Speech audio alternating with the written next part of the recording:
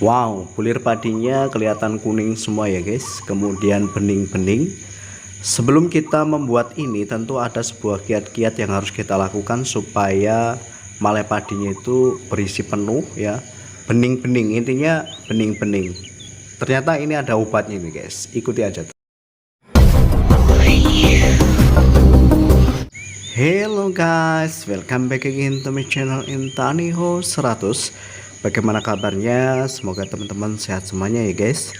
Kita akan membahas tentang bagaimana cara supaya membeningkan bulir padi. Namun sebelum itu silahkan klik like, subscribe-nya dan share agar tidak ketinggalan video-video saya selanjutnya. Dan teman-teman akan mendapatkan info-info yang menarik yang dapat membuat pertanian teman-teman itu mengalami kemajuan.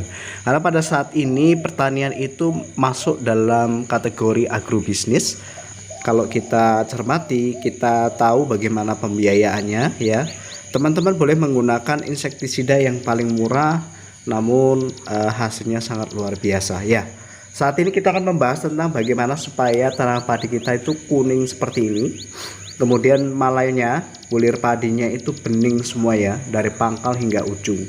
Tentu di sini ada sebuah kiat yang harus kita lakukan, yaitu pada saat masa-masa padi itu bunting ya. Pada saat padi itu bunting, dapat kita membuat malainya itu bening seperti ini. Tapi kalau sudah keluar malai, kita telat dalam pemberian fungisida, maka bisa bening seperti ini tentu akan mengalami kesulitan ya.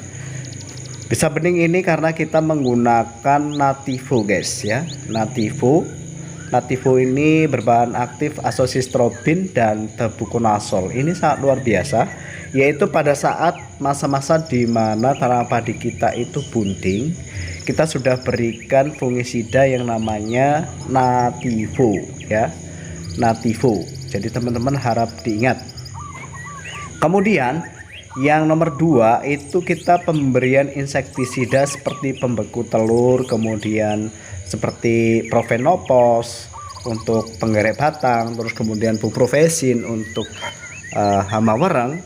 Itu kita harus berikan pada saat sedak dini mungkin ya, sehingga tanaman padi kita itu terlindungi dari yang namanya beluk. Kenapa? Biasanya kalau kita tidak cegah, kita tidak atasi dengan insektisida ini, maka biasanya malai padi kita itu banyak yang menjadi beluk ya, alias padi hampa ya. Itu teman-teman harus benar-benar ikuti, benar-benar harus lakukan yang terbaik supaya tanaman padi kita itu terlindungi. Profenopos dan buprofesin seperti Kurakron, Nikron, Pentakron itu Profenopos ya. Kemudian buprofesin itu biasanya upload itu ya, itu dapat menanggulangi hama werengnya, telur werengnya. Kemudian yang ketiga itu teman-teman harus menggunakan pupuk spray ya, supaya mentes semua. Itu teman-teman harus memberikan pupuk yang berbahan aktif fosfatnya itu 90% ya. Teman-teman boleh bisa beli di Shopee, fosfatnya itu 90%, kemudian MKP ya, seperti ini. Kemudian kalau saya hitung-hitungan ya teman-teman, kalau biasanya malainya itu bening seperti ini, maka dari pangkal hingga ujung itu bisa mencapai 300 biji per malai ya. Jadi untuk tonase ini bisa mencapai 12 ton ya, 10 hingga 12 ton. Bayangkan sekarang itu harga 1 kilogramnya itu 7.000. Jadi misalnya kita 10 ton saja itu mencapai 70 juta. 70 juta. Biaya operasional itu biasanya membajakan, pengelolaan, terus kemudian tanam, pupuk ya, kemudian cabut bibit, kemudian combine dan manol ya. Itu kisaran sekitar 10 jutaan guys. Jadi keuntungan bersih itu mencapai 60 juta.